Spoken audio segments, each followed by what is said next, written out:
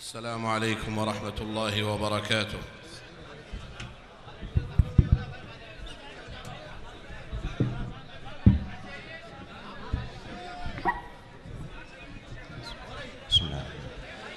الله أكبر الله أكبر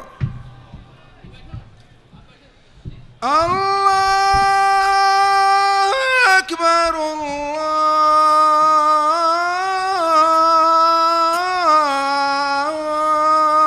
الله أكبر. أشهد أن لا إله إلا الله.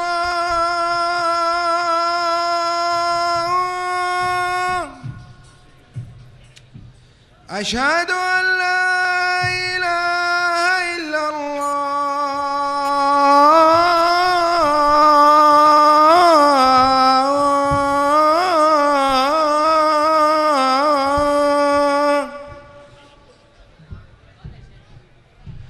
أشهد أن محمدًا رسول الله.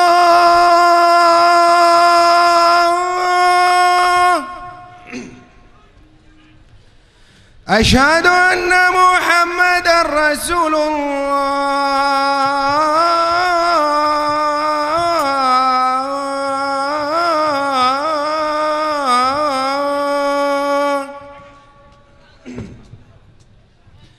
حي على الصلاة.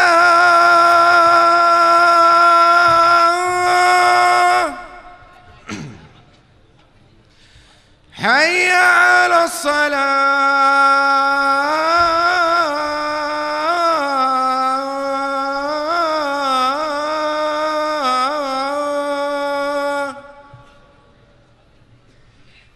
حي على الفلاح.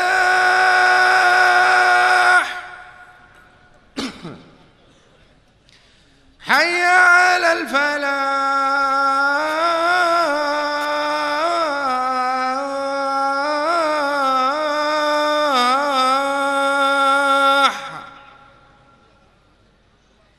الله أكبر الله أكبر. لا إله إلا الله.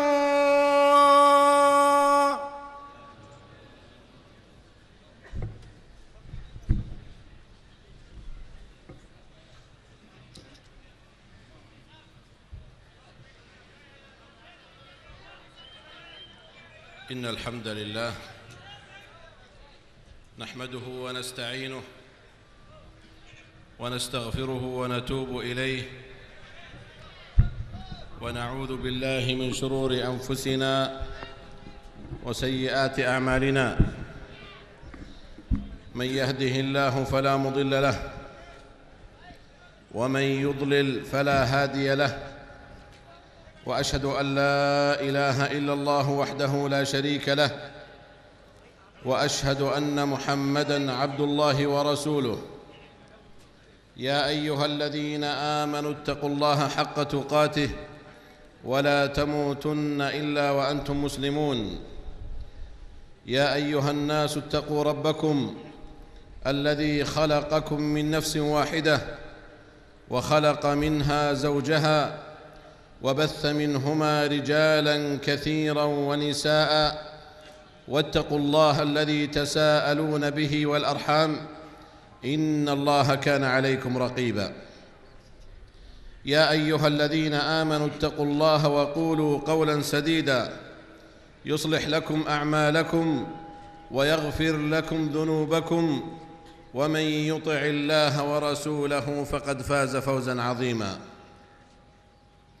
أما بعد، فإن الله جل وعلا يقول في محكم التنزيل: يا أيها الناس إنا خلقناكم من ذكر وأنثى وجعلناكم شعوبا وقبائل لتعارفوا إن أكرمكم عند الله أتقاكم إن الله عليم خبير. فهذه الآية العظيمة أيها المسلمون يجتمع فيها بنو آدم، لأن الله جل وعلا خلقهم من أبوين اثنين، من آدم وحواء عليهما السلام، فجعل مرد الإنس جميعا إلى هذين الأبوين. وكان من هذه الحكمة ليكونوا شعوبا وقبائل ليتعارفوا لا أن يتنافروا، وليجتمعوا لا أن يختلفوا، وليتناصروا لا أن يتخاذلوا. فكان هذا المرد هو الجامع لبني آدم جميعا.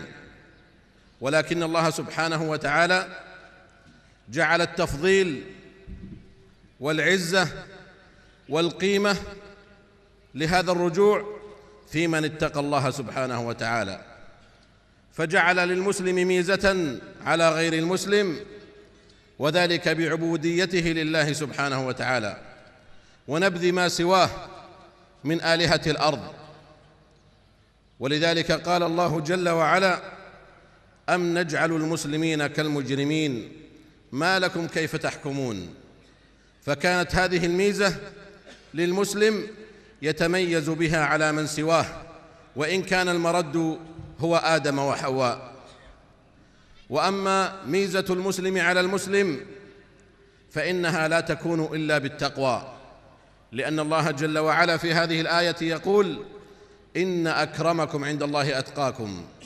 فهذه الشعوب وهذه القبائل واختلاف ألسنة الناس واختلاف ألوانهم، عربيهم وعجميهم، أسودهم وأبيضهم، كل هؤلاء لا ميزة لأحد على آخر إلا بالتقوى. فمن اتقى الله فهو المقرب عند الله جل وعلا، ومن اتقى الله فقد أحبه الله. ولذلك قال سبحانه وتعالى: أم نجعل الذين آمنوا وعملوا الصالحات كالمفسدين في الأرض أم نجعل المتقين كالفجار. إذن التقوى هي المعيار الذي يقوم عليه التفضيل بين بني آدم والتفضيل بين المسلمين بعضهم مع بعض. لعمرك ما الإنسان إلا بدينه، فلا تترك التقوى اتكالا على النسب، فقد رفع الإسلام سلمان فارس وقد وضع الشرك النسيب أبا لهب. فأبو لهب عم النبي صلى الله عليه وسلم، وقد وضعه في الحضيض شركه بالله جل وعلا. وسلمان الفارسي ليس عربيا، وقد رفعه الله جل وعلا بالإسلام وبإيمانه بالله جل وعلا وبرسوله صلى الله عليه وسلم. إذن هذا هو المعيار الذي تجتمع إليه القلوب وتأتلف عليه، وهذا هو المعيار الذي ينبغي أن نتحاكم إليه وألا نتفرق لأجله وبسببه. فلا فرق لعربي على عجمي، ولا لأبيض على أسود، ولا لغني على فقير، ولا لشريف على وضيع، إلا بمدى قربه من الله وتقواه له جل وعلا. ولذلك كان النبي صلى الله عليه وسلم يؤكد على هذا في كل حين. فقد سمع خالد بن الوليد حينما عير رجلا فقال له يا ابن السوداء، فقال له النبي صلى الله عليه وسلم: إنك امرؤ فيك جاهلية. هذه الجاهلية إنما تكون حينما يوضع المعيار بين المسلمين على غير ما وضع له، حينما يكون التفضيل لأجل المال أو لأجل النسب أو لأجل الجاه أو غير ذلك من أمور الدنيا الفانية، وإنما يكون التفضيل بتقوى الله سبحانه وتعالى ومدى تمسك الإنسان بدينه وبشرعة خالقه جل وعلا. فلذلك نهى النبي صلى الله عليه وسلم عن هذا، ووبخ خالدا رضي الله تعالى عنه حينما عير أخاه بذلك. وقد قال صلوات الله وسلامه عليه حينما جاءه رجل من أصحابه وقد كان حجاما رضي الله عنه فلم يزوج، يقال له أبو هند، فقال النبي صلى الله عليه وسلم: يا بني بياضة أنكحوا أبا هند وأنكحوا إليه، لأنه كان حجاما رضي الله عنه وقد أحجم الناس عنه بسبب هذه الصنعة. فبين النبي صلى الله عليه وسلم أن المعيار هو التقوى، وأنه إذا أتى المرء من يرضى دينه وخلقه وأمانته فليزوجه. وقال صلوات الله وسلامه عليه بعد ذلك: إلا تفعلوه تكن فتنة في الأرض وفساد عريض. ألا إنما التقوى هي العز والكرم، وحبك للدنيا هو الذل والسقم، وليس على عبد تقي نقيصة إذا حقق التقوى وإن حاك أو حجم. الإيمان بالله والإيمان برسوله صلى الله عليه وسلم هو المعيار الذي رفع بلال الحبشي رضي الله تعالى عنه، حتى قال عنه النبي صلى الله عليه وسلم: يا بلال إني أسمع قرعا عليك في الجنة، فماذا كنت تفعل؟ فبين بلال رضي الله تعالى عنه أنه كان كلما توضأ صلى ركعتين لله جل وعلا. فكانت هذه الطاعة وكانت هذه التقوى قربا له إلى الله سبحانه وتعالى، بأن يسمع النبي صلى الله عليه وسلم قرعا عليه في الجنة. هذا هو بلال الحبشي. فما الذي رفعه؟ إنه الإسلام، إنها التقوى، إنه القرب من الله جل وعلا، ولم يرفعه جاه ولا مال ولا لون ولا لسان. إن أكرمكم عند الله أتقاكم. هذا هو الإسلام الذي علمنا على الاجتماع، هذا هو الإسلام الذي علمنا على الإخاء، هذا هو الإسلام الذي دلنا على كل خير ونهانا عن كل شر. فقد قال النبي صلى الله عليه وسلم: ما أنزل الله من داء إلا وقد أنزل الله له شفاء، علمه من علمه وجهله من جهله. وإن من أعظم الأدواء وأشد الأمراض هي أمراض الدنيا، هي الأمراض التي تجعل المعيار عند الناس هو معيار الدنيا لا معيار الآخرة. وهذا هو الخطأ البين، وهذا هو الضلال المبين، لأن الله جل وعلا يقول: إن أكرمكم عند الله أتقاكم، يوم يفر المرء من أخيه وأمه وأبيه وصاحبته وبنيه وفصيلته التي تؤويه.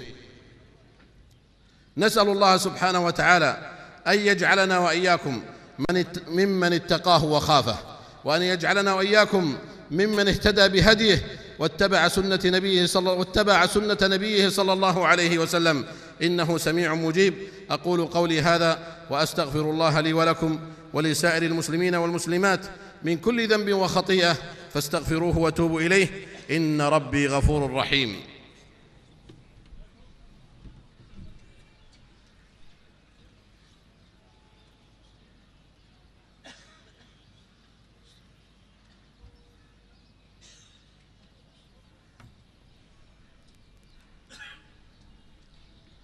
الحمد لله رب العالمين، ولا عدوان إلا على الظالمين، وأصلي وأسلم على خاتم الأنبياء والمرسلين نبينا محمد الهادي الأمين، وعلى آله وأصحابه والتابعين ومن تبعهم بإحسان إلى يوم الدين. أما بعد، فإن أصدق الحديث كلام الله جل وعلا، وخير الهدي هدي محمد صلى الله عليه وسلم، وإن شر الأمور محدثاتها، وإن كل محدثة بدعة، وكل بدعة ضلالة، وكل ضلالة في النار. وعليكم بجماعة المسلمين، فإن يد الله على الجماعة، ومن شذ عنهم فقد شذ في النار. فإن الله سبحانه وتعالى أمر بالجماعة وأمر بالاجتماع إلى الافتراق. يقول سبحانه وتعالى: يا أيها الذين آمنوا أطيعوا الله ورسوله ولا تولوا عنه وأنتم تسمعون. ثم قال: ولا تنازعوا فتفشلوا وتذهب ريحكم واصبروا إن الله مع الصابرين. التنازع هو سبب الهزيمة، التنازع هو سبب الانحطاط، التنازع هو سبب الخسار في الدنيا والآخرة. فالله سبحانه وتعالى أمرنا بأن نجتمع وأن نتواصى بالحق، لأن الله جل وعلا يقول: بسم الله الرحمن الرحيم: والعصر إن الإنسان لفي خسر إلا الذين آمنوا وعملوا الصالحات وتواصوا بالحق وتواصوا بالصبر. كل واحد منا في خسر إلا إذا كان ممن استثناه الله جل وعلا بأن يؤمن ويعمل الصالحات، وأن يتواصى بالحق ويتواصى بالصبر. فقد قال الشافعي رضي الله عنه: لو لم ينزل على الناس إلا هذه الآية لكفتهم. وقال بعض أهل العلم إن هذه السورة، سورة العصر، هي ثلث الإسلام، لأنه يجتمع فيها أمور كثيرة، من أهمها تقوى الله جل وعلا والتواصي بها والتعاون عليها. نسأل الله سبحانه وتعالى أن يجعلنا وإياكم من هؤلاء. اللهم صل على محمد وعلى آل محمد كما صليت على إبراهيم وعلى آل إبراهيم إنك حميد مجيد، وبارك على محمد وعلى آل محمد كما باركت على إبراهيم وعلى آل إبراهيم في العالمين إنك حميد مجيد. اللهم ارض عن خلفائه الأربعة أبي بكر وعمر وعثمان وعلي، وعن سائر صحابة نبيك محمد صلى الله عليه وسلم، وعن التابعين ومن تبعهم بإحسان إلى يوم الدين، وعنا معهم بعفوك وجودك وكرمك وإحسانك يا أرحم الراحمين. اللهم أعز الإسلام والمسلمين، اللهم أعز الإسلام والمسلمين، اللهم أعز الإسلام والمسلمين، واخذل الشرك والمشركين. اللهم انصر دينك وكتابك وسنة نبيك وعبادك المؤمنين. اللهم فرج هم المهمومين من المسلمين، ونفس كرب المكروبين، واقض الدين عن المدينين، واشف مرضانا ومرضى المسلمين برحمتك يا أرحم الراحمين. اللهم أصلح أحوال المسلمين، اللهم أصلح أحوال المسلمين في كل مكان. اللهم ألف بين قلوبهم واجمع كلمتهم على الحق يا رب العالمين. اللهم آمنا في أوطاننا، اللهم آمنا في أوطاننا، اللهم آمنا في أوطاننا. اللهم آت نفوسنا تقواها، زكها أنت خير من زكاها، أنت وليها ومولاها يا ذا الجلال والإكرام. اللهم اهدنا فيمن هديت، اللهم اهدنا فيمن هديت، وعافنا فيمن عافيت، وتولنا فيمن توليت يا ذا الجلال والإكرام يا رب العالمين. اللهم ما سألناك من خير فأعطنا، وما لم نسألك فابتدئنا، وما قصرت عنه آمالنا وأعمالنا من الخيرات فبلغنا برحمتك يا أرحم الراحمين. اللهم أبرم لهذه الأمة أمر رشد يعز فيه أهل طاعتك، ويذل فيه أهل معصيتك، ويؤمر فيه بالمعروف وينهى فيه عن المنكر يا سميع الدعاء يا ذا الجلال والإكرام. ربنا آتنا في الدنيا حسنة وفي الآخرة حسنة وقنا عذاب النار. عباد الله، اذكروا الله يذكركم، واشكروه على نعمه يزدكم، ولذكر الله أكبر، والله يعلم ما تصنعون. سبحان ربنا رب العزة عما يصفون، وسلام على المرسلين، وآخر دعوانا أن الحمد لله رب العالمين.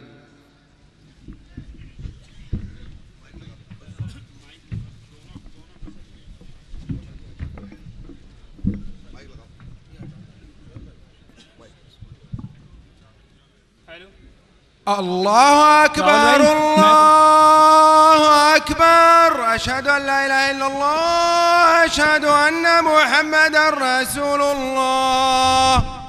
حي على الصلاة، حي على الفلاح، قد قامت الصلاة،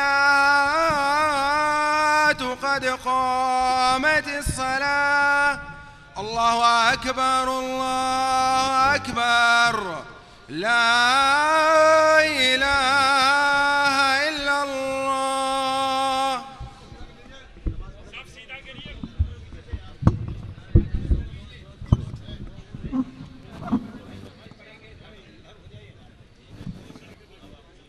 استووا، اعتدلوا.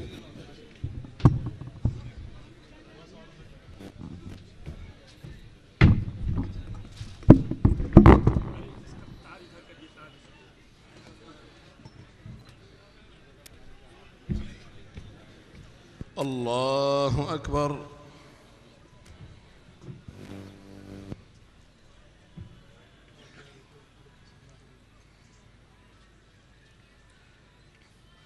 الحمد لله رب العالمين، الرحمن الرحيم، مالك يوم الدين، إياك نعبد وإياك نستعين، اهدنا الصراط المستقيم، صراط الذين أنعمت عليهم غير المغضوب عليهم ولا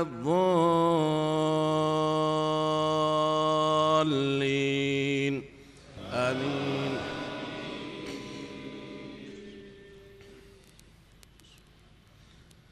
سبح اسم ربك الأعلى الذي خلق فسوى والذي قدر فهدى والذي أخرج المرعى فجعله غثاء أحوى سنقرئك فلا تنسى إلا ما شاء الله إنه يعلم الجهر وما يخفى ونيسرك لليسرى فذكر إن نفعت الذكرى سيذكر من يخشى ويتجنبها الأشقى الذي يصلى النار الكبرى ثم لا يموت فيها ولا يحيا قد أفلح من تزكى وذكر اسم ربه فصلى بل تؤثرون الحياة الدنيا والآخرة خير وأبقى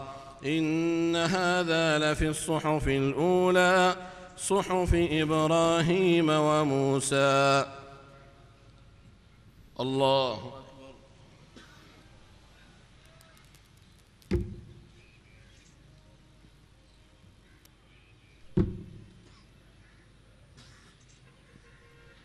سمع الله لمن حمده.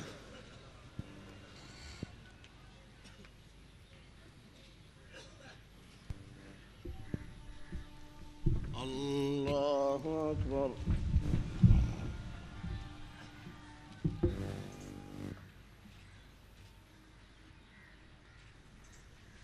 الله أكبر.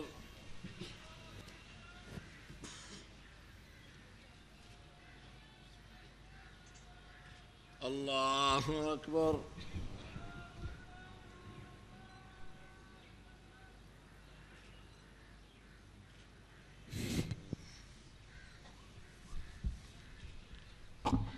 الله أكبر. الحمد لله رب العالمين الرحمن الرحيم مالك يوم الدين إياك نعبد وإياك نستعين اهدنا الصراط المستقيم صراط الذين أنعمت عليهم غير المغضوب عليهم ولا الضالين آمين.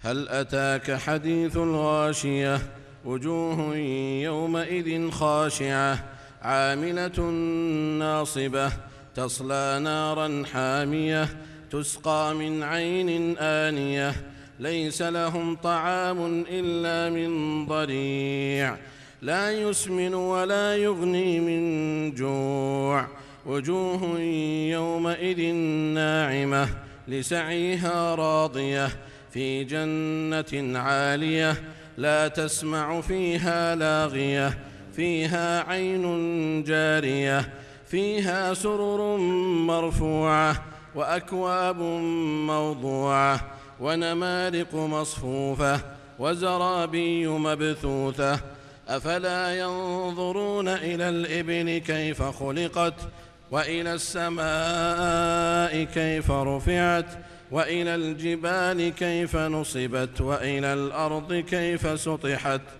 فذكر إنما أنت مذكر لست عليهم بمسيطر إلا من تولى وكفر فيعذبه الله العذاب الأكبر إن إلينا إيابهم ثم إن علينا حسابهم. الله أكبر.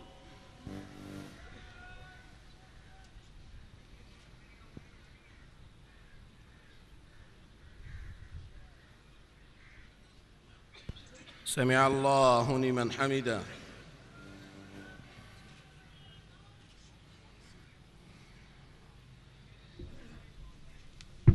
الله أكبر.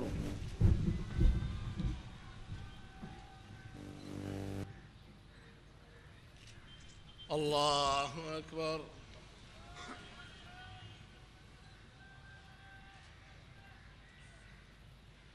الله أكبر.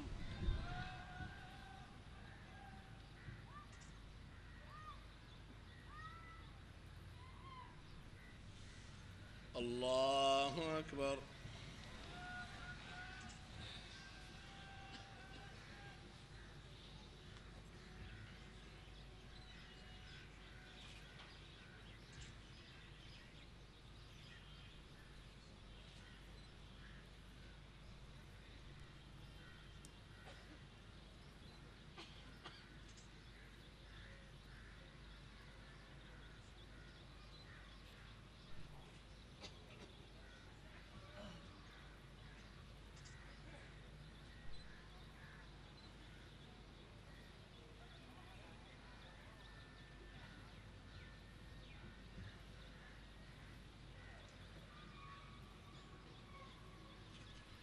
السلام عليكم ورحمة الله. السلام عليكم ورحمة الله.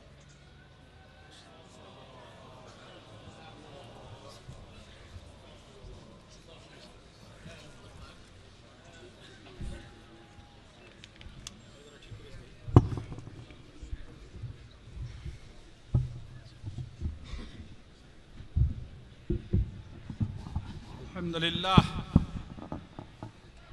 والصلاۃ والسلام علی رسول اللہ. بھائی اپنی جگہ پر بیٹھے رہیں، صرف 5 منٹ میں خلاصہ پیش کیا جائے گا. جو عظیم الشان خطبہ آپ نے جس اطمینان سے سنا ہے اس کو آپ سماعت فرمائیں. الحمدللہ ساری تعریف اس اللہ رب العزت والجلال کے لیے ہے جس رب العزت والجلال نے ہمارے لیے ایک محتم بالشان شریعت عطا فرمائی ہے، اور اس نے سب سے بہترین کلام قرآن کریم کی شکل میں ہمیں عطا کیا ہے، اور محمد الرسول اللہ صلی اللہ علیہ وسلم کی وہ نمونہ زندگی ہمارے سامنے رکھ دیا ہے، اور اسی کے ساتھ یہ فرما دیا ہے کہ جو لوگ اس کو پکڑے رہیں گے وہ کامیاب ہوں گے دنیا و آخرت میں، اور جو لوگ اس سے ہٹیں گے بدعت کا راستہ اختیار کریں گے تو یہ جانتے ہیں کہ اس کا انجام جہنم ہے.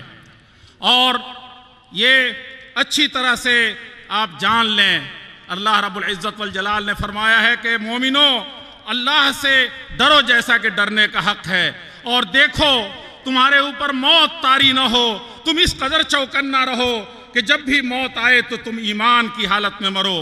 مسلمانوں، انسانوں، یا ایھا الناس، اے ساری دنیا کی انسانی برادری، تم یہ اس اللہ سے کیوں نہیں ڈرتے جس نے تم کو ایک جان سے پیدا کیا ہے، اور اس سے اللہ رب العزت والجلال نے اس کا جوڑا پیدا کیا.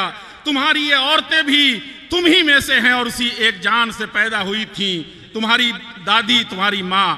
اور یہ جان رکھو، اللہ سے ڈرو اس رشتے کے سلسلے میں جو اللہ تعالیٰ نے ایک خون کی شکل میں تم کو پرو دیا ہے ایک باپ سے. اور یہ جان رکھو کہ اللہ رب العزت والجلال ہر وقت تمہارے ہر عمل کو دیکھتا ہے. مسلمانوں، پھر مسلمانوں سے خطاب ہے سارے انسانوں کے بعد کہ ڈرو مسلمانوں اس اللہ رب العزت والجلال سے، اور درست بات کہو، اور اللہ اور رسول کی اطاعت کرو. اگر تم سب سے بڑی کامیابی چاہتے ہو، یہی سب سے بڑی کامیابی کا راستہ ہے.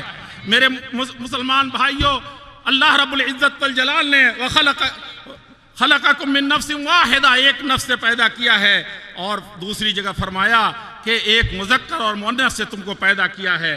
آپ جانتے ہیں کہ نسل کی بنیاد پر، جغرافیہ کی بنیاد پر، کسی اور بنیاد پر کسی کو کوئی فضیلت نہیں ہے، صرف تقوی کی بنیاد پر ہے. نہ کسی عرب کو کسی عجم پر، نہ کسی کالے کو کسی گورے پر کسی طرح کی فضیلت نہیں ہے، صرف فضیلت تقوی کی بنیاد پر ہے، ورنہ سارے انسان برابر ہیں. اگر کسی مسلمان کو وہ جانتا ہے کہ ہمیں فضیلت ہے تو یہ جاننا چاہیے کہ صرف اس رب العزت والجلال سے صحیح تعلق قائم ہونے کی وجہ سے رب العزت والجلال نے اس کو فضیلت دی ہے. کسی مسلمان کو کسی مسلمان پر فضیلت ہے تو اسی تقوی کی وجہ سے ہے، اسی اللہ سے محبت، ڈر اور اس کے دین سے پیوستہ ہونے کی وجہ سے ہے۔ یہی وجہ ہے کہ وہ رشتہ جو سب سے عظیم الشان رشتہ ہو سکتا ہے، شرافت کا رشتہ ہوتا ہے، محمد الرسول اللہ صلی اللہ علیہ وسلم کے عم مبارک چچا جان کا، لیکن وہ چچا جان جو جان چھڑکنے والا ہے، ابو لہب جہنم کی سب سے بڑی پستی میں ہے، اور وہ بلال حبشی جو حبش کا ایک کالا غلام ہے، وہ جنت میں اس کے کھڑاؤں کے کھٹکھٹاہٹ سنائی دیتی ہے محمد الرسول اللہ صلی اللہ علیہ وسلم سے آگے، کہ وہ وضو کرتا ہے تو نماز پڑھتا ہے، اللہ کے لیے پڑھتا ہے۔ یہ اسی طریقے سے آپ جانتے ہیں کہ حضرت خالد جیسا انسان جس نے انسانیت کو کیا نہیں دیا تھا، ظلم کو مٹایا تھا رب العزت والجلال نے، ایک ادنا انسان کو اس کے کالے ہونے کی وجہ سے کہہ دیا، تو اللہ کے پیارے رسول صلی اللہ علیہ وسلم نے فرمایا کہ یہی تو جہالت ہے، یہی جاہلیت ہے، یہی وہ چیز ہے جس کو اسلام مٹانے آیا تھا۔ اور علم ہونے کے باوجود، اتنا مرتبہ ہونے کے باوجود ایک حقیر انسان کو حقیر سمجھتے ہو نسل کی بنیاد پر، کالے گورے کی بنیاد پر، تو یقین جانو کہ ہم اس سے بری ہیں۔ میرے بزرگوں، میرے بھائیوں، سلمان فارسی کون ہیں آپ جانتے ہیں۔ امام حمام نے یہ خطبہ عنایت فرمایا ہے اور وصیت کی ہے، نصیحت کی ہے کہ مسلمانوں اس راستے پر تم قائم رہو۔ دوسرے خطبے میں بھی آپ نے خلفائے اربعہ پر اور تمام صحابہ کرام پر، تمام آل رسول صلی اللہ علیہ وسلم پر، اور قیامت کی صبح تک جتنے لوگ اس اچھائی کے ساتھ اس کتاب و سنت کو پکڑ کر کے اسی طریقے سے جیسے صحابہ کرام نے ان سارے نسلی بھید و بھاؤ کو مٹا کر کے اس قرآن و حدیث کا پرچار کیا تھا، ویسے کرتے رہے، ان سب پر اللہ کی رحمتیں قیامت تک نازل ہوتی رہے۔ آپ نے پھر اللہ کے پیارے رسول صلی اللہ علیہ وسلم پر وہ درود بھیجا ہے جو محمد الرسول اللہ صلی اللہ علیہ وسلم کی زبان مبارک سے جھڑے تھے۔ اس درود کو جو نماز میں پڑھتے ہیں اس کو آپ نے پڑھا، پھر اس کے بعد آپ نے وہ آیت پڑھی کہ مسلمانوں اللہ اور اس کے رسول کی اطاعت کرتے ہو، اللہ اور اس کے رسول کی فرمانبرداری کرتے ہو تو تم حقیقی طور پر انسان ہو، تمہارا مقام بڑا ہے، لیکن اگر منہ پھیرتے ہو کسی بھی طریقے سے تو تم یقین سمجھو کہ تم نے اس رسی کو چھوڑ دیا ہے۔ اور یہی چیز رب العزت والجلال نے امام شافعی نے جس آیت والعصر کے سلسلے میں فرمایا تھا کہ یہ ثلث قرآن ہے، یہ آدھا ایک تہائی ہے پورا دین اس صورت کے اندر، جس میں رب العزت والجلال نے فرمایا لوگو سارے کے سارے انسان گھاٹے میں ہو، تمہارے لیے مقدر ہو گیا کہ تم گھاٹے میں رہو، الا الذین آمنوا، اس اللہ سے جو رشتہ جوڑ لیتے ہیں وہی بچنے والے ہیں۔ اور یہ رشتہ زبانی نہیں بلکہ وعملوا الصالحات، عمل سے اس کو ثابت کرتے ہیں، وتواصوا بالحق، اور اس کے لیے اپنا جان مال دھن قربانیاں دیتے ہیں، خواہ وہ تمازت والی دھوپ ہو یا ٹھنڈک ہو، ہر حال میں وہ سرد و گرم میں اللہ رب العزت اس عمل کو جاری رکھتے ہیں اور اس کے نصیحت بھی کرتے ہیں، پھیلاتے ہیں روئے زمین پر، اور اس راستے کی ساری کٹھنائیوں کو برداشت کرتے ہیں۔ میرے بزرگوں اور میرے بھائیوں، اس کے ساتھ ہی ہمارے امام حمام نے بتایا کہ مسلمانوں تم اگر چاہتے ہو انسان بن کر کے رہنا، ساری انسانیت کے لیے بھلائی کرنا، تو اختلاف سے بچو۔ یہ اختلاف سب سے بدترین چیز ہے، جتنا بڑا بھی تو سمندر کی شکل میں تم چھا جاؤ روئے زمین پر، لیکن جھاگ کے مانند اڑ جاؤ گے اور تمہاری ہوائیں اکھڑ جائیں گی۔ یہ سب سے بنیادی چیز ہے جو تم مختلف بنیادوں پر جو بٹوارے تم نے کیے ہیں اس کی بنیاد پر یہ بٹوارہ بند کر کے بھائی بھائی بن کر کے اللہ کی رسی کو مضبوط کر کے اکٹھے ہو جاؤ۔ آپ نے اس کے بعد ساری انسانیت کے لیے، اب جتنے یہاں لوگ ہیں ان کے لیے، اور جتنے قسم کے امت پریشانیوں میں مبتلا ہے سب کے لیے آپ نے دل کی گہرائیوں سے دعائیں دی ہیں۔ دعا بہت لمبی تھی، کچھ لوگ آمین کہہ رہے تھے، وہ دعائیں ہم انہی دعاؤں کے ساتھ جو امام حمام نے رب العزت جلال کے دربار میں بلا کسی طوالت کے اور بلا اس کو دہرائے ہوئے ساری دعاؤں کے ساتھ رخصت ہوتے ہیں۔ اللہ رب العزت والجلال ہم کو جس طریقے سے اس عظیم الشان کانفرنس کو بھائی چارے کے ساتھ یہاں جمع ہونے کو قبول فرمایا ہے رب العزت والجلال، پوری امت کے لیے، پوری انسانیت کے لیے، اس ملک کے لیے اور سارے جہان کے لیے یہ فرمائے۔ اور اسی کے ساتھ امام حمام کا کہ بہت بہت شکریہ ساتھ میں یہ عرض کروں گا کہ جو بھائی یہاں پر تشریف رکھتے ہیں اپنی جگہ سے ذرہ برابر نہ ہلیں، اس چیز کے لیے بھی نہ اٹھیں کہ ہم آپ کو الوداع کہہ رہے ہیں. آپ جب نکلنے لگیں تو آپ اپنی جگہوں پر شانتی سے بیٹھے رہیں اور سارے لوگ امام حمام آپ کی طرف ایک اشارہ کریں گے. میں عرض کروں گا آپ سے اور آپ کی طرف کر کے اور آپ ان کو بہت سنجیدگی سے نکلنے دیں. آپ تمام حضرات کے شکریہ کے ساتھ اننی اشکر سبحانہ وتعالی ثم یتحتم علی ان اشکر سماحت الشیخ العلامہ سعود بن ابراہیم الشریم وجميع الإخوة وكذلك عندنا الأخ الفاضل الذي كان معنا شعيب إقبال كان له يعني أن يستقبل الإمام بكلمة واحدة فقط. ایک کلمے سے صرف ایک لفظ سے ہمارے بھائی شعیب صاحب استقبال کا ایک کلمہ کہیں گے اور اسی پر آپ اپنی جگہ پر اطمینان سے بیٹھے رہیں. اطمینان سے بیٹھے رہیں. السلام علیکم. السلام علیکم ورحمۃ اللہ وبرکاتہ. دوستو بزرگوں، آج بڑا مبارک دن ہے. آپ امام حرم کی اقتداء میں آپ لوگوں نے یہاں نماز ادا کی. میں اللہ رب العزت سے دعا کرتا ہوں کہ اللہ تعالیٰ اسی طرح جس طرح کا جمع غفیر لاکھوں کی تعداد میں یہاں موجود ہے، امام حرم کی اقتداء میں آئندہ بھی ہم لوگ اس طرح نماز جمعہ یہاں پہ ادا کرتے رہیں گے انشاءاللہ. اس موقع پہ میں اپنے ساتھی حضرت شیخ ابراہیم السعود صاحب کا اور ہمارے شیخ رومی صاحب کا بھی میں شکریہ ادا کرتا ہوں. واللہ شیخ رومی صاحب جنہوں نے بڑا ساتھ دیا ہے اور میں اس وقت ان سب کا شکریہ ادا کرتا ہوں. خدا حافظ. السلام علیکم ورحمۃ اللہ وبرکاتہ.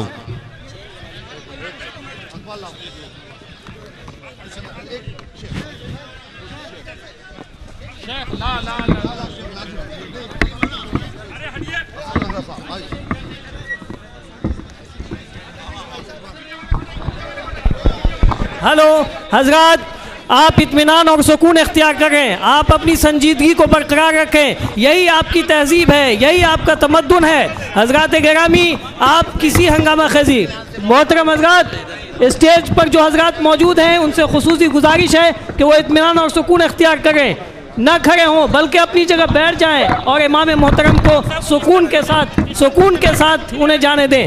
انہیں سکون کے ساتھ الوداع کہیں، اطمینان کے ساتھ. آپ کو انہوں نے ہم سبوں نے انہیں خوش آمدید کہا ہے اور خوب اچھے انداز میں ان کو الوداع کہیں. حضرات ایک ضروری اعلان سن لیجئے. حضرات ایک ضروری اعلان سن کے جائیے. ساتھیوں، کل انشاءاللہ مغرب اور عشاء کی نماز بھی یہیں پر ہی امام کعبہ پڑھائیں گے. کل شام کو یعنی ہفتے کو مغرب اور عشاء کی نماز اسی میدان میں پڑھائی جائے گی. تو آپ لوگوں سے درخواست ہے کہ کل شام کو عصر کے بعد تمام لوگ یہاں تشریف لے آئیں. وقت سے پہلے آ جائیں، 5 بجے تک پہنچ جائیں. مغرب اور عشاء کی نماز کل یعنی ہفتے کو یہاں ادا کی جائے گی. امام حرم جو ہماری کانفرنس میں آئے ہوئے ہیں وہ مغرب اور عشاء کی نماز کل بروز ہفتے کو یہاں پر ادا کرائیں گے. شکریہ. اور میں پوری میڈیا کا شکریہ ادا کرتا ہوں اور پولیس کا شکریہ ادا کرتا ہوں. میں آپ سب کا شکر گزار ہوں کہ آپ نے ہماری اتنی مدد کی. جی بھائی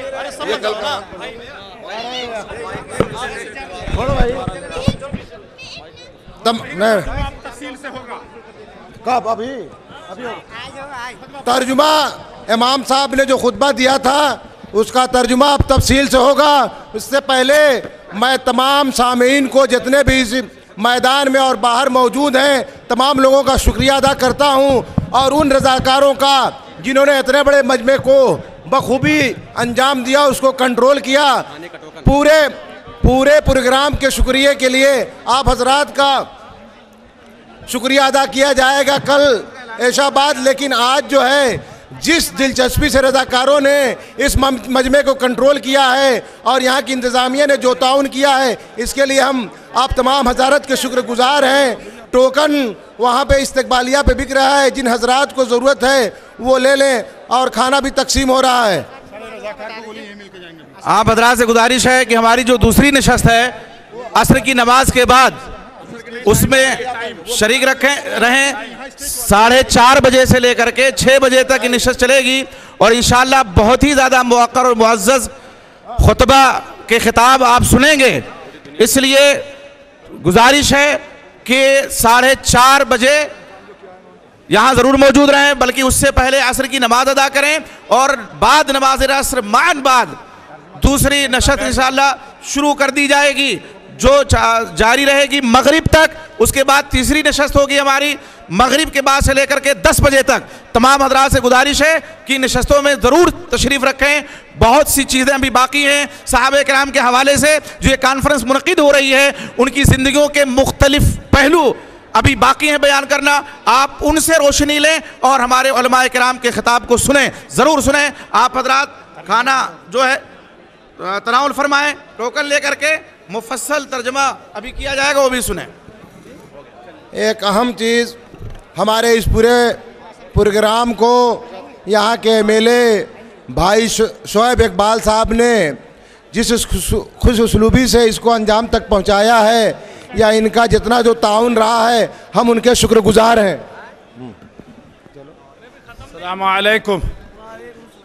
مجھے امید ہے کہ یہ جمع غفیر، یہ فرزندان توحید کا یہ عظیم الشان اجتماع اسی طریقے سے امام حمام کا کل بھی مغرب اور عشاء میں استقبال بھی کرے گا، اور مکہ مکرمہ سے جس طریقے سے آپ تشریف لائے ہیں، اللہ رب العزت والجلال نے آپ کو مقام دیا ہے، اور کہ آپ ساری دنیا کے مسلمانوں کے قبلے سے سب کی امامت کریں، اس طریقے سے آج ہندوستان کی اس سرزمین پر بجا طور پر ہم کو فخر ہے، ہمارے ملک کو بھی فخر ہے، ہماری جماعت کو بھی فخر ہے، سارے مسلمانوں کو بھی فخر ہے، اس علاقہ کے لوگوں کو خاص طور پر اور جماعت کے ہر ایک فرد کے لیے بہت عظیم الشان بات ہے۔ مجھے یقین ہے کہ کل بھی مغرب میں آپ اسی طریقے سے آئیں گے، عشاء میں اسی طریقے سے سنیں گے۔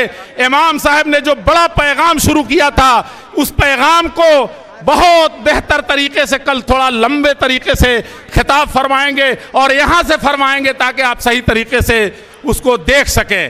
میرے بزرگوں، میرے بھائیوں، میں آپ تمام حضرات کا بہت شکر گزار ہوں کہ دھوپ کی اس تپش میں ہم نے جیسے ادھر کور کروائے ہیں، ٹینٹ لگوانے کی بات تھی، لیکن انتظامیہ نے کہا کہ اتنا بڑا مجمع جب آئے گا اور ایک بھی چادر بھی گر گئی تو گھٹن ہو جائے گی، اس لیے سیفٹی کی وجہ سے آپ جانتے ہیں کہ 2 کانفرنسیں ہم نے کی ہیں، پورا کورڈ تھا۔ اس مرتبہ آپ کو دھوپ کی شدت برداشت کرنی پڑ رہی ہے، یہ صرف آپ کی حفاظت کے لیے، ہماری سیکورٹی کے لیے، انتظامیہ کی مدد کرنے کے لیے ایسا ہوا ہے۔ لیکن مومن کی زندگی میں ایسے ہزاروں آتے ہیں واقعات جس میں وہ پورے طور پر مومنانہ شان کے ساتھ اس طرح کے اجتماعات میں شریک ہوتا ہے۔ ہمیں پوری امید ہے، اور امید ہے کہ آج مغرب عصر کے بعد 4 بجے نماز کے ساتھ آپ یقینی طور پر اسی طریقے سے آپ جو بڑے بڑے علماء کرام آئے ہیں، جو خاص طور پر ہندوستان کے کونے کونے سے بڑے بڑے جامعات کے بڑے بڑے نمائندے آئے ہیں، ان کے خطبے کو 10 بجے رات تک، 4 بجے سے 10 بجے تک سنیں گے، پھر کل بھی صبح 8 بجے سے 9 بجے سے سنتے رہیں گے، اور 1 بجے تک سنیں گے، 1:15 بجے تک سنیں گے، اور اسی طریقے سے اجتماعیت سے نماز پڑھیں گے۔ پھر کل بھی ویسے ہی ہم شروع کریں گے، اور کل 10 بجے رات تک امام صاحب کے ساتھ، خانہ کعبہ کے امام کے ساتھ، کل مغرب بعد عشاء تک دونوں نمازیں ہم لوگ پڑھیں گے، اور علماء کرام جو بڑے بڑے تشریف لائیں گے، تمام مسلم تنظیمیں، جو مختلف تنظیمیں ہیں مسلمانوں کی ہندوستان میں، دلی میں بڑی بڑی تنظیموں کے، مسلم پرسن اللہ ہو، جماعت اسلامی ہو، جمعیت العلماء ہو، یہ سب کا پلیٹ فارم ہے۔ امام حمام جانتے ہیں کہ انسانیت کا پیغام سنانے کے لیے، صحابہ کرام کے امن و شانتی کا سندیش سنانے کے لیے، یہ سب کل مغرب کے وقت عصر کے بعد سے رہیں گے۔ امام حمام کے ساتھ آپ اس کی بھی یہ کریں گے، اور خاص طور پر میں اس وقت یہ چاہتا ہوں کہ آپ جتنی بڑی تعداد میں آئے ہیں، ٹریفک کے باوجود، پریشانیوں کے باوجود، جو سب سے زیادہ پریشانی ہمارے رضاکاروں نے اٹھائی ہے اور آپ کی رہنمائی فرمائی ہے، اس میں پولیس کا سب سے بڑا ہاتھ ہے۔ پولیس انتظامیہ نے خاص طور پر یہاں کے تمام تھانوں کے ذمہ داران نے، اور اسی طریقے سے ڈپٹی کمشنر آف پولیس نے، اسی طریقے سے ایس ایچ او نے، اور اسی طریقے سے ڈی سی پی صاحب نے، یہاں آپ کو دھوپ لگتی تھی وہ تو دوڑ رہے تھے اور مسلسل لگے ہوئے تھے، ایک ایک چیز کی خبر دیتے تھے کہ کہاں کسی کو تکلیف نہ پہنچ جائے، کوئی کسی طریقے سے یہ نہ ہو جائے۔ یقین جانیے کہ آپ میں سے ہر ایک آدمی اس لائق ہے کہ اس کو اسٹیج پر بیٹھایا جائے، سر پر بیٹھایا جائے، لیکن مجبوریاں ہیں۔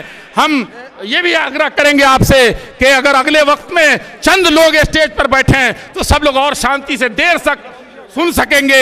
امام صاحب کو بہت جلدی تو نہیں تھی، لیکن جس طریقے سے یہاں کے حالات پیدا ہو جاتے ہیں، سب چاہتے ہیں کہ ملے، ہم کو بھی خواہش ہے، لیکن یقین جانیے کہ ہر خواہش پوری نہیں ہوتی، اور ایسا نہ کرے کہ ہر خواہش پوری کرنے میں سب گنوا دیں۔ اس لیے ہم آپ سے یہ کہتے ہیں کہ آپ گرچہ یہاں بیٹھیں اسی شانتی سے دوسرے اوقات میں بھی بیٹھیں۔ میں آپ کا بہت زیادہ شکر گزار ہوں، اپنے امیر محترم کا، اپنے تمام عمرا کا، اسی طریقے سے حافظ محمد یحییٰ دہلوی اور ان کے تمام رفقا عمرا کا اور تمام نوزما کا، اسی طریقے سے تمام اراکین شورا کا، تمام اراکین عملہ کا، ہم اپنی تمام اکائیوں کا ہندوستان میں جو 4000 سے زیادہ ہیں، اور ہم ان تمام لوگوں کا جو فرزان جو کتاب و سنت کے متوالے ہیں، اور ان تمام لوگوں کا جو کلمہ لا الہ الا اللہ میں ہمارے اصلی بھائی ہیں، اور ان تمام لوگوں کا جو انسانیت کے ہمارے بھائی ہیں، ہمارے دادا آدم علیہ السلام کی اولاد ہیں۔ میں خاص طور پر جمعیت کے کارکنان کا، جنہوں نے 1 مہینے تک رات کو رات نہیں سمجھا ہے، دن کو دن نہیں جانا ہے، اور اتنے بڑے مجمع کے لیے جو کچھ انہوں نے قربانیاں دی ہیں، میں سب کے لیے رب العزت والجلال کے دربار میں دل کی گہرائیوں سے دعا دیتا ہوں کہ رب العزت والجلال ان کے ساتھ ہمارے تمام بھائیوں کو بخشش فرما کر کے جنت الفردوس میں اعلیٰ مقام عطا فرما دے۔ والسلام علیکم ورحمۃ اللہ وبرکاتہ۔ میں پھر گزارش کرتا ہوں اسٹیج پر جو ہمارے رضاکار ہیں وہ تمام سامعین کرام کو بٹھائیں اطمینان اور وقار کے ساتھ۔ یہ ہماری جماعت کے وقار، ہمارے تہذیب اور ہمارے اخلاق کی نمائندگی اس سے ہوتی ہے۔ والنٹر حضرات سے، رضاکاران حضرات سے گزارش ہے کہ تمام لوگوں کو سٹیج پر آنے سے روکیں، جن جن کے جہاں پر جگہ ہیں انہیں وہاں کی طرف رہنمائی کریں۔ اللہ سبحانہ و تعالی کی تعریفات اور رسول اللہ صلی اللہ علیہ وسلم پر درود و سلام کے بعد امام محترم نے آیت کریمہ یا ایھا الذین آمنوا اتقوا اللہ حق تقاتہ ولا تموتن الا وانتم مسلمون کی تلاوت فرمائی کہ اے ایمان والو، تم اللہ سبحانہ و تعالیٰ سے کرو جیسا کہ اسے کرنے کا حق ہے، اور تم موت نہ آئے مگر اس حال میں کہ تم بحالت اسلام ہو۔ اس کے بعد آیت کریمہ پڑھی یا ایھا الناس اتقوا ربکم الذی خلقکم من نفس واحدہ وخلق منها زوجها وبث منهما رجالا كثيرا ونساء واتقوا الله الذي تساءلون به والارحام ان اللہ كان علیکم رقیبا۔ اے لوگو، تم اپنے اس رب سے ڈرو جس نے تمہیں ایک نفس سے پیدا کیا اور اس سے ان کی زوجہ حضرت حوا علیہ السلام پیدا کی، اور انہیں سے تمام انسانوں کو کائنات میں بہت سے انسانوں کو پھیلا دیا۔ اے ایمان والو، اللہ سے ڈرو اور رشتہ داریوں کا، قرابت داریوں کا خیال رکھو جن کے ذریعے سے تم ایک دوسرے کا حق پاتے ہو۔ اللہ سبحانہ و تعالیٰ تمہارا نگہبان ہے، تمہارا دیکھنے والا ہے۔ پھر امام مکرم نے آیت کریمہ پڑھی یا ایھا الذین آمنوا اتقوا اللہ وقولوا قولا سدیدا۔ اے ایمان والو، اللہ سے ڈرو اور سچی اور سیدھی بات کرو، بغیر لگی لپٹی کے بات کرو۔ یصلح لکم اعمالکم ویغفر لکم ذنوبکم۔ اللہ سبحانہ و تعالیٰ تمہارے اعمال کو درست کر دے گا اور تمہارے گناہوں کی مغفرت کر دے گا۔ اور جو اللہ من یطع اللہ ورسولہ فقد فاز فوزا عظیما، جو اللہ کی اطاعت کرے گا، جو رسول اللہ صلی اللہ علیہ وسلم کی اطاعت کرے گا، اللہ سبحانہ و تعالیٰ اسے کامیابی اور کامرانیوں سے سرفراز فرمائے گا۔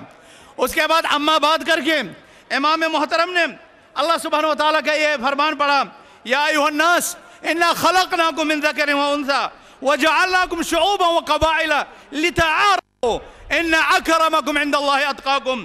اے لوگو، ہم نے تم سب کو، مردوں اور خواتین کو پیدا کیا اور تمہیں مختلف قبائل میں، مختلف خاندانوں میں بانٹ دیا۔ کس لیے؟ لتعارفوا، تاکہ تم ایک دوسرے کو پہچان سکو، تمہیں ایک دوسرے کی معرفت حاصل ہو سکے۔ لتعارفوا ان اکرمکم عند اللہ اتقاکم۔ اللہ سبحانہ و تعالیٰ کے دربار میں تم میں کا سب سے معزز، برتر اور بلند و بالا وہ انسان ہے جو تقوی میں سب سے آگے ہو۔ امام محترم نے فرمایا اس آیت سے یہ ثابت ہوتا ہے۔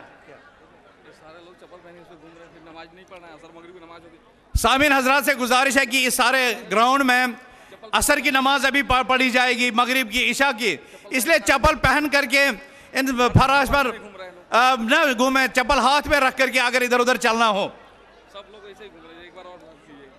مہربانی کر کے اپنے چپل ہاتھ میں رکھیں، ان ٹاٹو پر نہ رکھیں، کیونکہ اس میں ابھی مغرب اور عصر، مغرب اور عشاء کی نماز پڑھی جانی، اور کل بھی یہاں پر آپ لوگ نمازیں ادا کریں گے۔ امام محترم نے فرمایا کہ اللہ سبحانہ و تعالیٰ نے جو یہ فرمایا کہ ہم نے تمہیں قبائل میں تقسیم کر دیا، قبائل میں، تو یہ تقسیم کس بنیاد پر ہے؟ کیا اس بنیاد پر کہ انسان بحیثیت انسان ایک دوسرے سے بڑھ کر کے ہے؟ بلکہ اس آیت مکرمہ کے پیش نظر سارے کے سارے آدم علیہ السلام کی اولاد، بنو آدم سارے کے سارے اس میں شامل ہیں، اس لیے کہ اللہ سبحانہ و تعالیٰ نے انہیں دو افراد سے پیدا کیا، آدم سے اور حوا علیہ السلام سے۔ تو پتہ چلا بنی نوع انس کے جو اساس ہے، جو بنیاد ہے، جو شجرہ ہے، وہ اپنے ان دو والدین ابوین حضرت ابراہیم آدم علیہ السلام اور حضرت حوا علیہ السلام کی طرف ہی لوٹتا ہے۔ اللہ سبحانہ و تعالیٰ نے انہیں قبائل میں اس لیے تقسیم کیا، قبائل میں ایسی اس لیے بنایا تاکہ وہ ایک دوسرے کو پہچانے، نہ اس لیے کہ وہ ایک دوسرے سے جھگڑا کریں، وہ تنازع کریں، وہ اختلاف کریں۔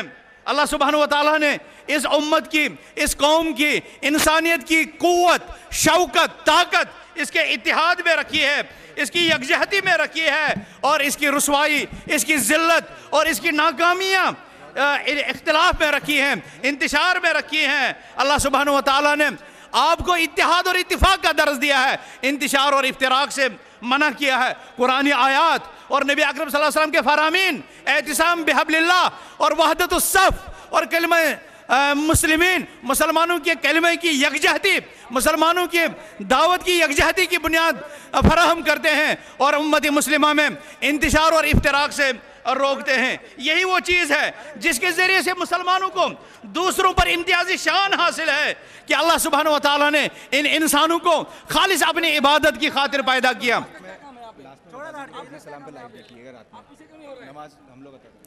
اللہ سبحانہ و تعالیٰ نے بنی نوع انسان کو، آدم کی اولاد کو اپنی عبادت کے لیے پیدا کیا۔ اب جو شخص اس عبادت میں جتنا آگے جائے گا وہ اللہ سبحانہ و تعالیٰ کے دربار میں اتنا ہی تقرب، اتنا ہی قربت، اتنی ہی نزدیکی، اتنی ہی کامیابی اور کامرانی حاصل کرے گا۔ یہی امتیازی شان ہے مسلمانوں کی، کائنات میں بسنے والی دوسری اقوام کی، کہ وہ عبادت کی بنیاد پر، تقوی کی بنیاد پر دوسروں پر امتیازی شان رکھتے ہیں۔ مسلمانوں کی بھی ایک دوسرے پر فضیلت ہے، برتری ہے، تو وہ تقوی کی بنیاد پر ہے، عمل صالح کی بنیاد پر ہے، ایمان کی بنیاد پر ہے۔ آپ نے کریمہ تلاوت کی، ام نجعل المسلمین کالمجرمین ما لکم کیف تحکمون، کیا ہم مسلمانوں کو، فرما برداروں کو، اطاعت شعاروں کو ان لوگوں کی طرح بنائیں؟ کیا وہ ان لوگوں جیسے ہو سکتے ہیں جو اجرام پھیلاتے ہیں، جو فتنہ فساد پھیلاتے ہیں، جو رب کے احکامات سے اعراض کرتے ہیں، جو کائنات میں بغاوت پھیلاتے ہیں، جو جرم کے مرتکب ہوتے ہیں؟ تمہیں کیا ہو گیا؟ کیسے کیسے حکم تم لگاتے ہو؟ یہی وہ امتیازی شان ہے جس کے ذریعے سے مسلمان دوسروں سے امتیازی شان حاصل کرتا ہے۔ سامعین کرام، امام صاحب نے فرمایا کہ اللہ تعالیٰ نے ہمارے مختلف رنگ بنائے، ہمارے مختلف علاقے بنائے، ہماری مختلف تاریخیں بنائی، ہمارے مختلف رنگ بنائے۔ کوئی گورا ہے، کوئی سیاہ فام ہے، کوئی سفید فام ہے، کوئی عربی ہے، کوئی عجمی ہے، کوئی سرخ ہے، کوئی سیاہ ہے، مختلف رنگ ہے۔ یہ رنگ اس لیے نہیں ہے کہ کسی کی وجہ سے اللہ سبحانہ و تعالیٰ کے ہاں زیادہ قرب حاصل ہوتا ہے، بلکہ تقوی شعار تو وہ ہے، تقوی شعار تو وہ ہے جو ان رنگ اور نسل کے امتیاز سے بلند اور بالا ہو کر کے رب کے دربار میں سیکھے۔ یہ وہ دربار ہے کہ جہاں پر جب بلال حبشی سیاہ غلام بھی رب کے دربار میں جھکتا ہے تو وہ اتنی اونچائی، اتنی برتری حاصل کرتا ہے کہ قربت والا، نسب نامے میں قریب، گورے رنگ کا ابو لہب بھی اس مقام کو نہیں پا سکا۔ کیا آپ نے رسول اللہ صلی اللہ علیہ وسلم کا یہ عظیم الشان فرمان نہیں سنا کہ مجھے جنت میں حضرت بلال رضی اللہ تعالیٰ عنہ کے قدموں کی آہٹ سنائی دی؟ حضرت بلال کون تھا؟ حبشے کا وہ کالا کلوٹا، وہ سیاہ فام غلام تھا، لیکن اسلام کے دائرے میں آ کر کے تقوی شعاری پر، ایمان اور عمل صالح کی بنیاد پر اتنا اونچا مقام اس حضرت بلال حبشی نے حاصل کیا کہ رسول اللہ صلی اللہ علیہ وسلم نے معراج کے موقع پر جنت میں اس کے قدموں کی آہٹ سنی اور فرمایا اے بلال، اے بلال، اے بلال، میں نے ایسا دیکھا ہے، اس کی کیا وجہ ہے؟ تم کون سا ایسا عمل کرتے ہو جس عمل کے ذریعے سے اللہ سبحانہ وتعالیٰ نے آپ کو اتنا بلند مقام عطا کیا؟ حضرت بلال رضی اللہ تعالیٰ عنہ نے فرمایا اے اللہ کے رسول صلی اللہ علیہ وسلم، میں عام اعمال کرتا ہوں جو عمل آپ نے سکھلائے، مگر ایک چیز ہے، ایک عمل مجھے نظر ایسی آ رہی ہے، ہو سکتا ہے اللہ سبحانہ وتعالیٰ نے اسی کی بدولت مجھے اتنا اونچا مقام عطا کیا ہو۔ میں جب وضو کرتا ہوں، میں جب وضو کرتا ہوں، تب میں 2 رکعت نماز پڑھتا ہوں، جسے آپ اور ہم سامعین کرام تحیۃ الوضو کہتے ہیں۔ تو دیکھا آپ نے ایک کالا غلام، ایک حبشی غلام تقوی کی بنیاد پر کتنی اونچائیاں، کتنی رفعتیں، کتنی بلندیاں حاصل کرتا گیا، لیکن اس کے برخلاف آپ کے قریب بسنے والا، آپ کا چچا، گورے رنگا، مکہ کا سردار ابو لہب، اس کا انجام کیا ہوا؟ اس کا مقام کیا بنا؟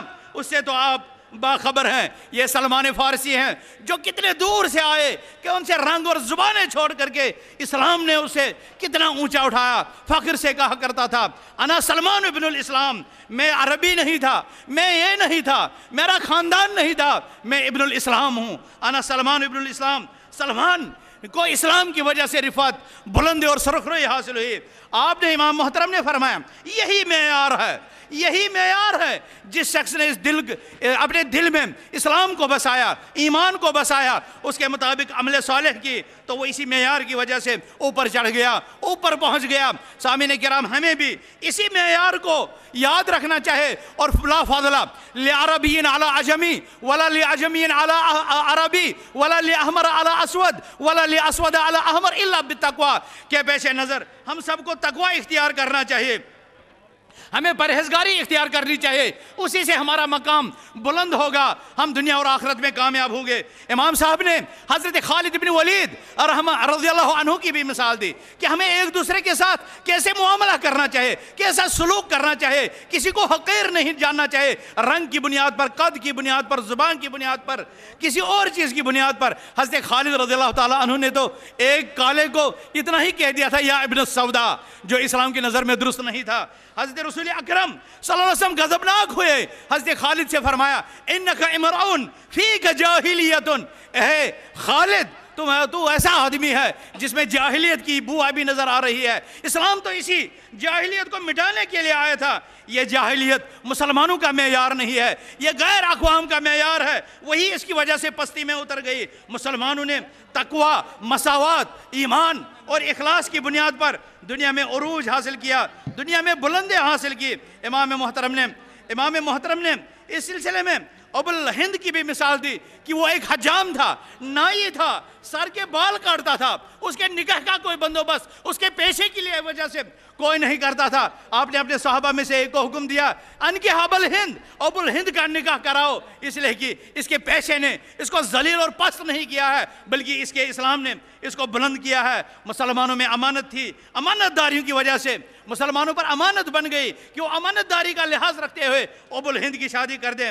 آپ امام محترم نے آیت کریمہ پڑھی الا تفعلوا تکن فتنۃ فی الارض وفساد کبیر، کیونکہ اس میں اشارہ ہے اس آیت کی طرف وانکحوا الایام منکم، اور نبی کریم صلی اللہ علیہ وسلم کی اس حدیث کی طرف اشارہ اذا اتاکم من ترضون ایمانہ وخلقہ فزوجوہ الا تفعلوا تکن فتنۃ فی الارض وفساد کبیر۔ جب نکاح کا پیغام لے کر کے تمہارے پاس وہ شخص آئے جس کے ایمان اور کردار سے تم مطمئن ہو تو تم اس کا نکاح کرو، اس کی شادی کرو۔ اگر ایسا نہیں کرو گے، ایمان کے معیار کو چھوڑ دو گے، تقوی کے معیار کو چھوڑ دو گے، تو کائنات میں فتنہ اور فساد برپا ہوگا۔ سامعین کرام، تو اس ایمان اور عمل صالح نے اس شخص کو اتنا بلند کیا، اسی نے بلال کو بلند کیا. یہی تقوی اور معیار ہمیں زبانوں، عصبیتوں، لسانیتوں، قومیتوں سے بلند ہونے کا مطالبہ کرتی ہے. امام حفظہ اللہ نے مختصراً ہمیں حلال اور حرام میں تمیز کرنے کا بھی حکم دیا کہ اسلام حلال چیزوں کو حلال کرنے کے لیے اور حرام چیزوں سے روکنے کے لیے آیا ہے. اس لیے کہ اللہ سبحانہ و تعالیٰ نے شفا حلال میں رکھی ہے اور حرام میں کسی طرح کا کوئی شفا نہیں ہے، کوئی علاج نہیں ہے. امام محترم نے قیامت کا واقعہ یاد دلایا. اپنے عمل اور ایمان کے ذریعے سے رب کا قرب حاصل کرو. ایسا نہ ہو کہ جس دن یوم یفر المرء من اخیہ، جب بھائی اپنے بھائی سے، اپنے باپ سے، اپنی ماں سے، اپنے بیٹوں سے بھاگے گا، کیونکہ وہاں پر کامیابی کا معیار ایمان اور تقوی ہوگا. اس کے بعد امام محترم نے دوسرے خطبے میں ایک اہم نقطے کی طرف توجہ فرمائی. انہوں نے فرمایا خطبہ مسنونہ کے بعد علیکم بجماعت المسلمین، تم اے مسلمانوں کی یکجہتی، مسلمانوں کی اتحاد، مسلمانوں کی یکجہتی کو پابندی سے تھامے رکھو، اتحاد کو تھامے رکھو، افتراق مت پھیلاؤ. اس لیے کہ اللہ سبحانہ وتعالیٰ کا ہاتھ جماعت کے اوپر ہے. فمن شذ شذ فی النار، جو جماعت سے الگ ہوا وہ جہنم میں گر گیا. آپ نے آیت کریمہ بھی پڑھی جس میں اللہ سبحانہ وتعالیٰ نے فرمایا یا ایھا الذین آمنوا اطیعوا اللہ واطیعوا الرسول ولا تولوا عنہ. آپ نے فرمایا اللہ کی اطاعت کرو، رسول اللہ صلی اللہ علیہ وسلم کی اطاعت کرو اور ان سے اعراض نہ کرو. آپ نے وہ آیت بھی پڑھی جس میں مسلمانوں کو کہا گیا ہے تنازعوا فتفشلوا فتذهب ريحكم، مسلمانوں آپس میں لڑائی جھگڑا نہ کرو، تنازع مت کرو کہ تمہاری ہوا اکھڑ جائے، تم کمزور پڑ جاؤ گے، تم ناکام اور نامراد ہو جاؤ گے. اس لیے کہ امام محترم نے فرمایا اس لیے کہ دنیا میں ہزیمت، پستی، زوال، گراوٹ کا شکار اختلاف ہے، انتشار ہے، تنازع ہے، اور ہر کامیابی کی اساس، ہر کامیابی کی بنیاد اتحاد اور اتفاق میں ہے. امام محترم نے ایسے موقع پر تقوی کی مزید وصیت کرتے ہوئے فرمایا والعصر ان الانسان لفی خسر الا الذین آمنوا وعملوا الصالحات وتواصوا بالحق وتواصوا بالصبر. اس آیت کی تشریح کرتے ہوئے امام حفظہ اللہ نے فرمایا کہ یہ سورت ہمیں تقوی کا حکم دیتی ہے، یہ سورت ہمیں ایمان کا درس دیتی ہے، عمل صالح کا درس دیتی ہے، تقوی کو عام کرنے کی تعلیم دیتی ہے اور دعوت کے سلسلے میں صبر اور مصیبتوں کو برداشت کرنے کی تعلیم دیتی ہے. امام صاحب نے امام شافعی رحمۃ اللہ علیہ کا قول پڑھا کہ اگر اللہ سبحانہ وتعالیٰ نے لولا انزل اللہ الا هذه السورة لکفأتهم، اگر اللہ سبحانہ وتعالیٰ نے نہیں نازل کی ہوتی سوائے سورہ عصر کے تو یہ سورہ عصر بھی اپنے مشمولات، اپنے مندرجات، اپنے محتویات کی وجہ سے امت مسلمہ کے لیے کافی تھی. اور اس بعض سلف صالحین نے فرمایا سورۃ العصر ثلث القرآن، سورہ عصر جو ہے قرآن کا 1/3 حصہ ہے. یہ اس لیے فرمایا کہ اسلام کی بنیاد تقوی پر ہے، توحید پر ہے، اعمال پر ہے، تو تقوی ایمان کا ایک بڑا حصہ ہے، اس لیے اس کو ثلث القرآن کہا گیا. مسلمانوں اس کے بعد امام محترم نے آپ اور امت مسلمہ کے لیے دعائیں کی، صحابہ کے لیے دعائیں کی، رسول اللہ صلی اللہ علیہ وسلم کے لیے درود پڑھا اللہم صلی علی محمد وعلی آل محمد کما صلیت علی ابراہیم وعلی آل ابراہیم انک حمید مجید. اللہم بارک علی محمد وعلی آل محمد کما بارکت علی ابراہیم وعلی آل ابراہیم انک حمید مجید.